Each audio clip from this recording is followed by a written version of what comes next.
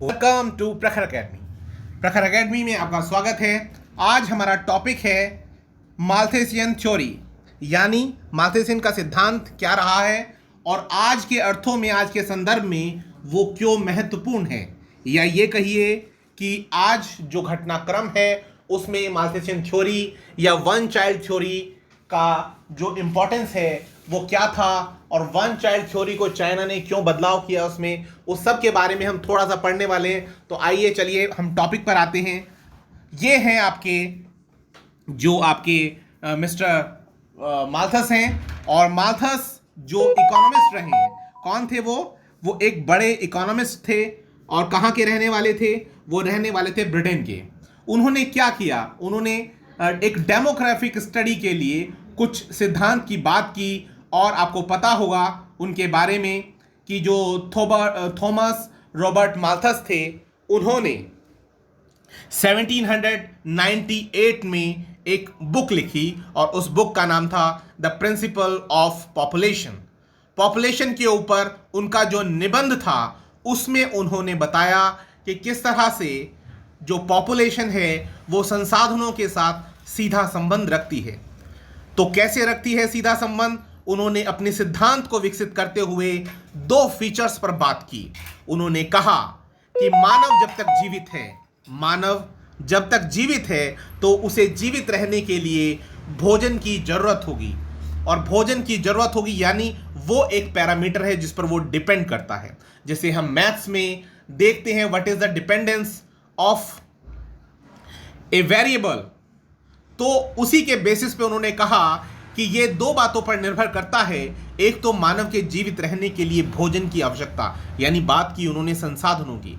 दूसरी बात उन्होंने कही कि स्त्री और पुरुष के बीच में एक कामुक आवेग होता है, और उस आवेग के चलते वो आपस में संबंध बनाकर पॉपुलेशन को जो ग्रो करते हैं, तो वो ग्रो जो होती है वो एक्सपोनेंशियल ग्रोथ होती है।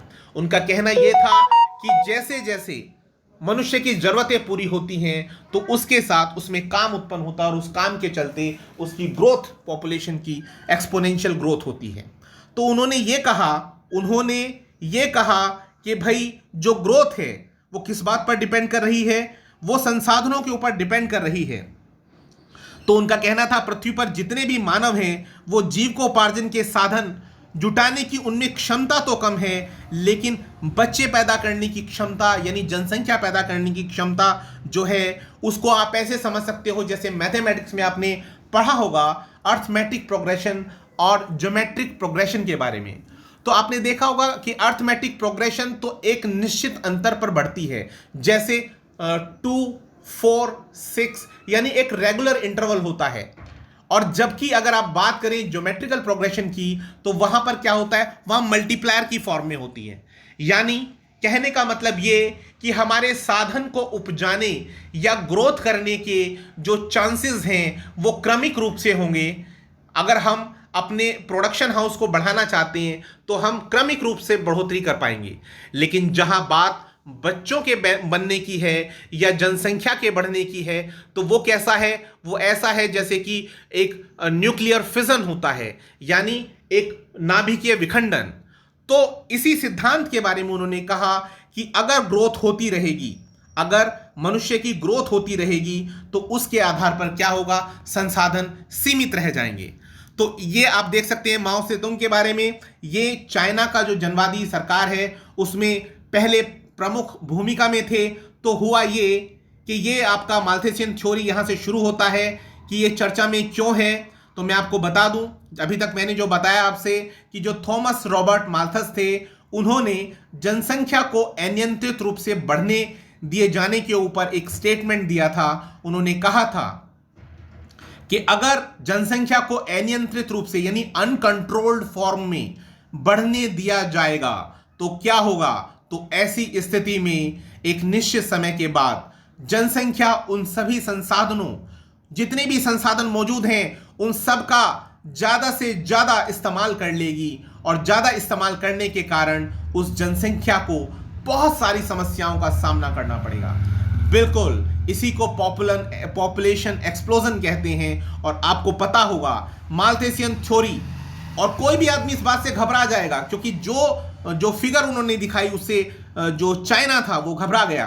तो उन्होंने पढ़ा था कि माल्थसियन थ्योरी कह रही थी कि ये जो एक्सपोनेंशियल ग्रोथ है ये सारे संसाधनों का भक्षण कर लेगी और बहुत सारी समस्याएं आने वाली है। ये आप देख सकते हैं, आपने देखा होगा पानी अगर स्ट्रीमलाइन फ्लो करता है, अगर पानी स्ट्रीमलाइन फ्लो करता है तो वो सृजनकारी होता है, वो निर्माण का कार्य करता है। जैसे आप देखते हैं कि जब स्ट्रीमलाइन फ्लो होता है तो उस ऊर्जा का इस्तेमाल करके हम लोग बिजली का उत्पादन कर सकते हैं और चीजें भी उत्पादित हो सकती हैं। लेकिन अगर वो टर्बुलेंस हो जाए तो वो क्या होता है, वो विनाशकारी होता है। यहां आप देख सकते हैं, यही पानी अगर अनकंट्रोल्ड हो जाए तो ये विनाशकारी होता है। यही सेम चीज पॉपुलेशन एक्सप्लोजन में होती है।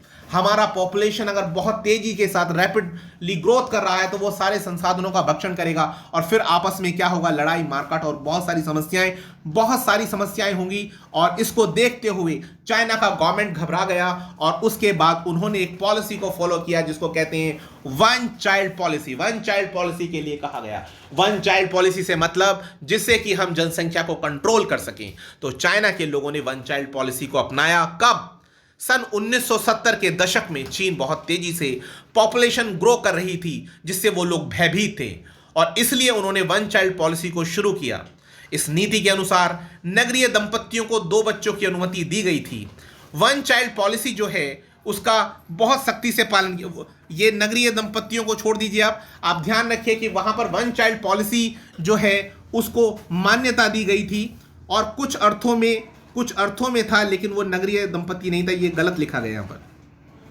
तो आप जान लीजिए कि वन चाइल्ड पॉलिसी का बहुत सख्ती के साथ चाइना ने पालन किया और उसके परिणाम अब सामने आने शुरू हुए। क्या सामने आने हुए शुरू? क्योंकि द हिंदू सोर्स अगर आप पढ़ेंगे तो आप देखेंगे उन्होंने कहा है कि हाल ही में चर्चा में ये क्यों रहा, क्योंकि चीन में जो 7वीं जनगणना हुई तो उसमें ये देखा गया कि 1962 के बाद अब जो जनसंख्या हुई है इसमें सबसे कम वृद्धि दर देखी गई है।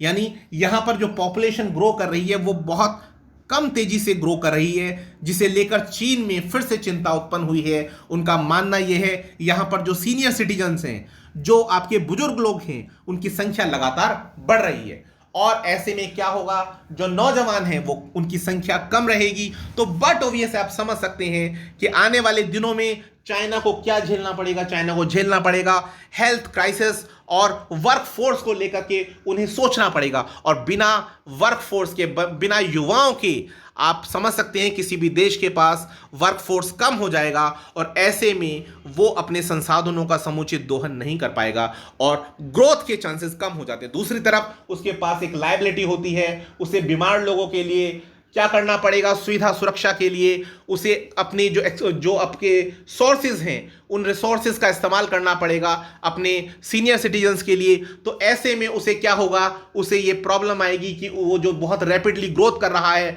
और उसके सामने जो अभी ट्रेड वार आप देख रहे हैं कि वो अमेरिका से आगे निकलना चाहता है, तो वो उसके लिए कल की डेट में प्रॉब्लम क्रिएट हो सकती है। तो इसलिए अब वो लोग क्या कर रहे हैं, अब इसके लिए एक स्टेप लिया गया। उन्होंने चीनी सरकार के द्वारा हाल ही में वन चाइल्ड पॉलिसी में ढील देनी शुरू कर दी गई है।